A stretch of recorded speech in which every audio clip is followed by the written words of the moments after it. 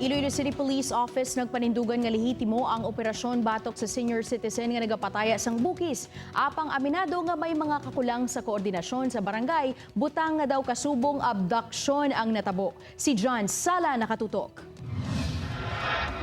Nadakpan sa aktong 66 anyos nga si Ramon Salarda sa Barangay Progreso, Lapus nga nagapataya sang bookies rason nga ginpatigayon sang Iloilo City Police Office ang anti-illegal gambling operation Sabado sang aga. Na-recover kay Salarda ang koteho kag 1,000 pesos nga pataya. Kinaklaro ta nga it was not an alleged abduction but rather isa ato siya ka legitimate nga illegal gambling operations. Suno kay sang Greenes madugay na ginamonitor si Salarda antes ginkasang operasyon. Ginpahayag ang ginpasakay sa pick-up sang operatiba si Salarda butangan na puhag ang pila ka mga nakakita kag gindumdum nga ginkuha ini. Aminadong ICPO nga may kakulang sa ila pagpatigayon sang operasyon butangan nagwa nga kasubong sa isa ka abduction ang natabo. Doon nag-appeal na lang kami sa tanan nga mga pumuluyo and of course sa may mga pamilya, kag relatives sa mga barangay officials ng Lapus, Progreso Lapus, nga medyo nagatag sang gamay sa ilang nga kakugmat.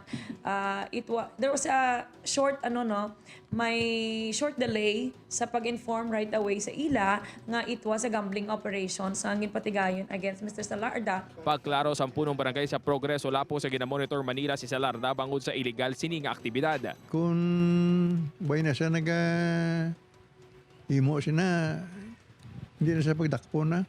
Nagpamalibad na nga maghatag sang pahayag si Salarda nga sa karon padayon niya detained sa La Paz Police Station. Upod kay Cirilo Rinduque, John Sala, 1 Western Visayas.